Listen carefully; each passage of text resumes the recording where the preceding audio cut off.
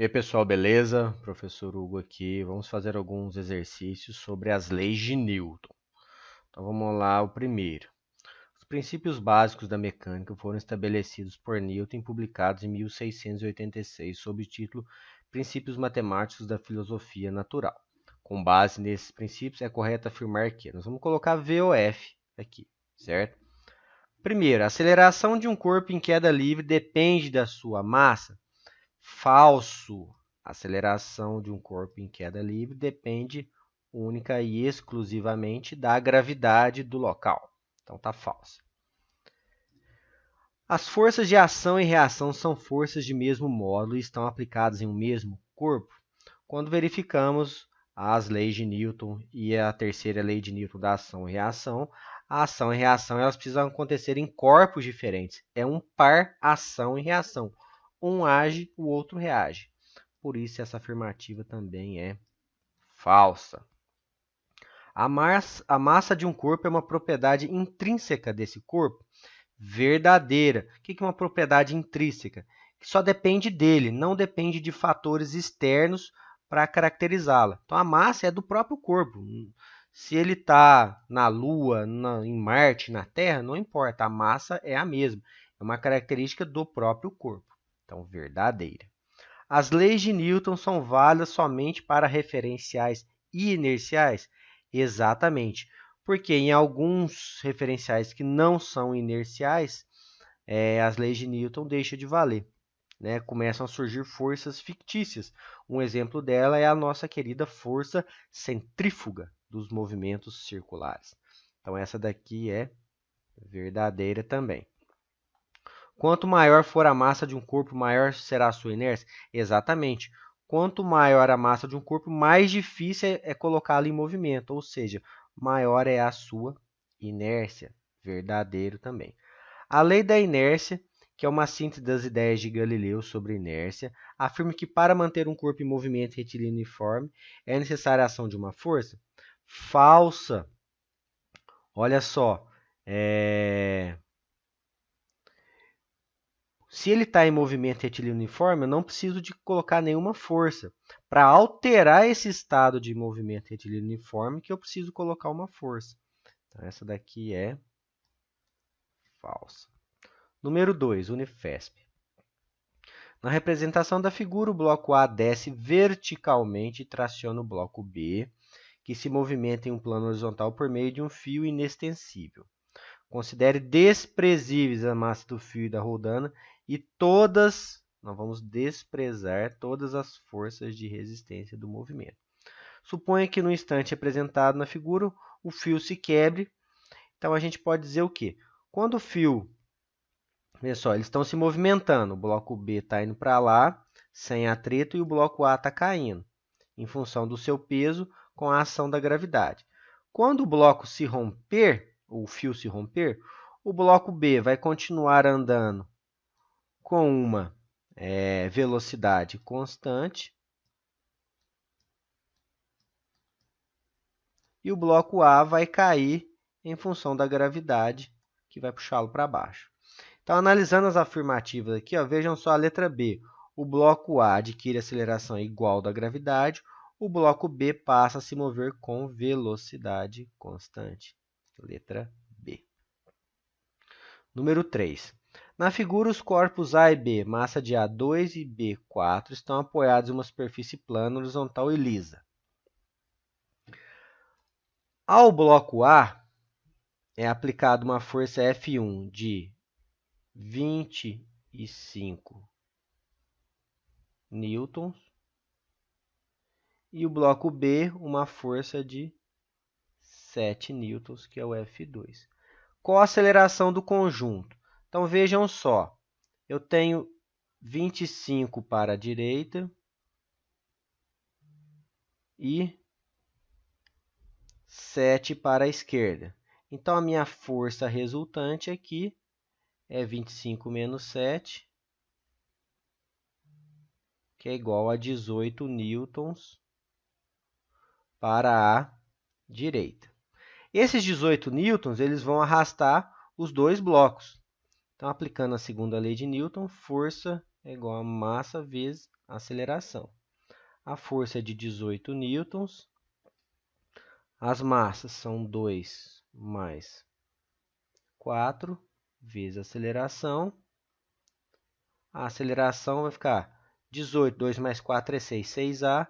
A aceleração é 3 metros por segundo ao quadrado. Então, essa aqui é a letra A. A força resultante em A. Força resultante em A, pessoal. Força resultante em A. Certo? Nada mais é do que a massa de A vezes a aceleração de A, que é o do conjunto. Não é? Então, a força resultante em a massa de A, que é 2 kg, vezes a aceleração do conjunto, vai dar 6 newtons. E a letra C, a força que A exerce em B. Então, A exerce uma força e B reage. Então, o A exerce uma força para a direita, certo? E B vai reagir em cima dele. Então, essa força resultante em B é a massa de B vezes a aceleração de B, que é a do conjunto. Força resultante em B, massa de B 4 vezes a aceleração 3, que é 12 newtons para a esquerda. Só que observe, eu tenho 7 newtons aqui também. Então, minha força resultante total em B seria os 12 newtons da reação do bloco A, mais 7 newtons. Então, teremos 19 newtons. Beleza? Continuando.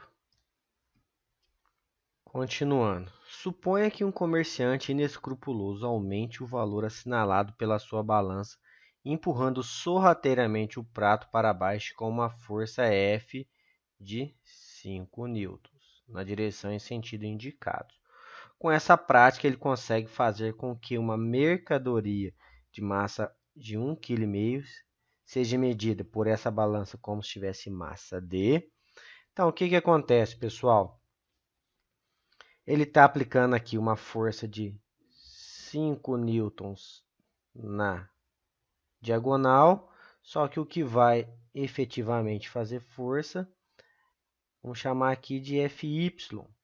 Esse Fy aqui nada mais é do que a força aplicada vezes o seno de 37 graus, que a gente tem o valor aqui. Além disso, nós temos o peso da massa de 5 kg aqui, certo? Então, vamos fazer a conta aqui agora. A balança vai mostrar o quê? Essa força normal, que vai ser o peso mais o Fy ali.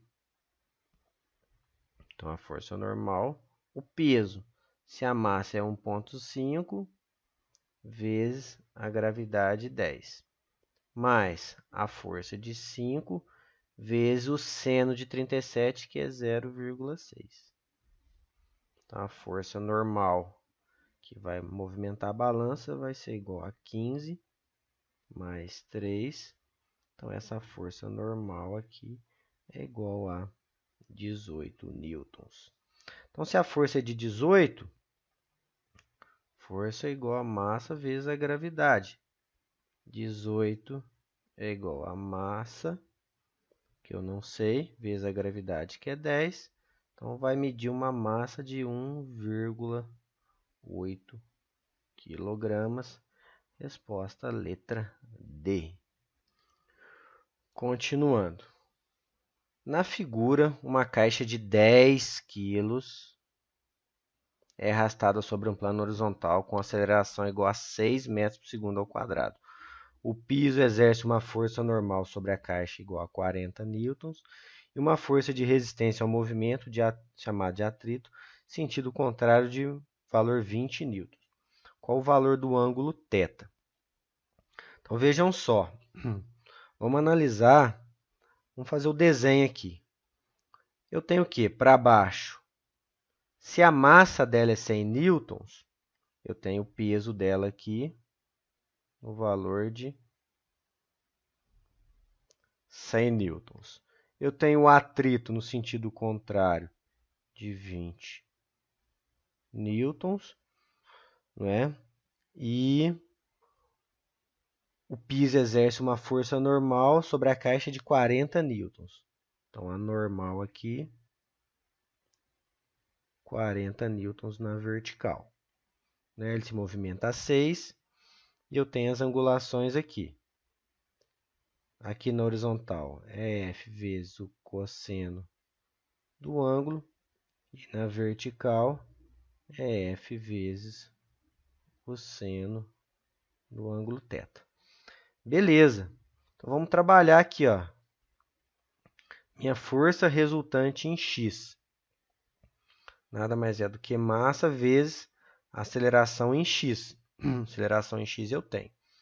Mas em x, o que a gente tem? Eu tenho puxando para a direita F vezes o cosseno de θ. E para a esquerda, os 20 newtons do atrito é igual a massa, que é 10, aceleração 6. Menos 20 passa para cá, então F vezes o cosseno de θ é igual a 80. Agora, a força resultante em y é igual a massa vezes aceleração em y. Então, em y, o que eu tenho? Tenho puxando para cima F vezes o seno de θ. Tem os 40 newtons de reação aqui. E tenho 100 newtons para baixo. Menos 100 é igual a massa 10. E ele não tem aceleração na vertical. Vezes 0. Então, 40 menos 100, 40 menos 100 menos 60 passa para o outro lado. Mais 60. Então, F vezes o seno de θ é igual a 60. Se eu colocar aquilo ali em evidência, nós sabemos que tangente de θ é igual a seno de θ sobre cosseno de θ, que vai ser igual a 60 por 80, que é igual a 0,75. Então, θ é tangente a menos 1 de 0,75, que vai ser igual a 36, deixa eu fazer a conta aqui, 87, tem que fazer na calculadora essa, 0,87 graus. Certo? E a letra B, o valor do módulo de F. Esse está mais tranquilo. Por quê? F vezes cosseno aqui dá 80. Então, eu tenho 80 para cá e 60 para lá. Para eu achar o F aqui, só fazer a hipotenusa. F é igual a raiz quadrada de 60 ao quadrado mais 80 ao quadrado. F é igual a raiz de 10.000, que é igual a 100 newtons. Ok? Continuando aqui. Número 6. Dois blocos A e B estão ligados pelo fio 2 e sobre o fio 1 é aplicada uma força F conforme figura a seguir. As massas de A e B são 3 e 2 kg, respectivamente. 3 kg aqui e 2 kg aqui. Determine as trações em 1 e 2 quando os corpos estão mantidos em repouso. Então, vejam só, a tração no bloco 1 vai ser o quê? Vejam só. O que o bloco 1 o fio 1 está segurando? Está segurando o A e B sob a ação da gravidade. Então, vai ser massa de A mais massa de B vezes a gravidade. Então, a tração no bloco 1 vai ser 3 mais 2 vezes 10. Tração no bloco 1 é igual a 50 newtons. Tração no fio 1, desculpa. E a tração no fio 2?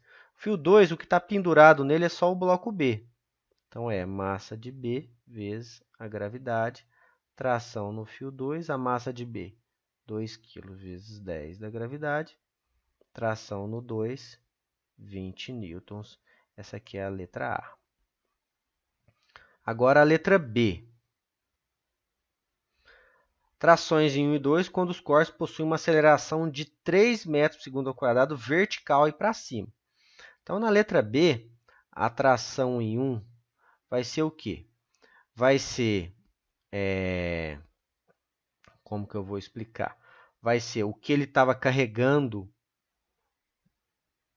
em função quando ele estava em repouso, seria massa de A mais massa de B vezes a gravidade, certo?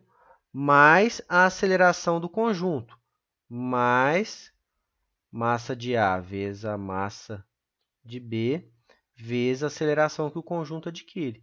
Então, a tração aqui, massa de A mais massa de B, 2 mais 3, 3 mais 2, vezes 10, mais 3 mais 2, vezes a aceleração de 3. Então, a tração em 1 na letra B, aqui 50 e aqui 15, 50 mais 15, que é igual a 65 newtons. E a tração em 2 nessa situação vai ser a massa de B vezes a gravidade, mais a massa de B vezes a aceleração do conjunto.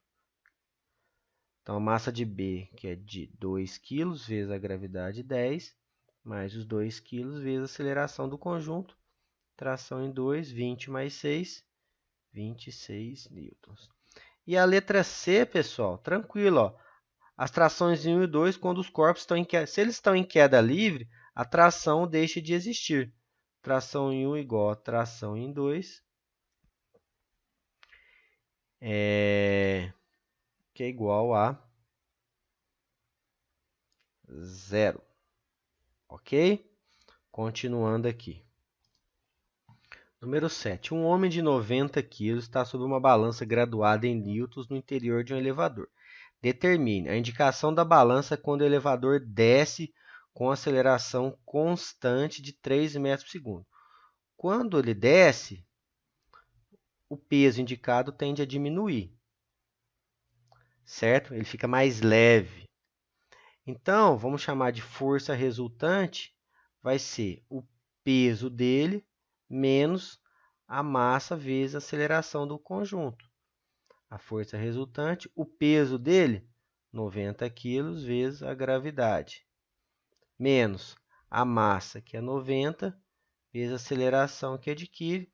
Então, a força resultante, 900 menos 270, força resultante é igual a 630 newtons. E a letra B. O módulo e o sentido da aceleração quando o elevador, quando a balança marca 1080 newtons. Se ele está mais pesado, o elevador está subindo.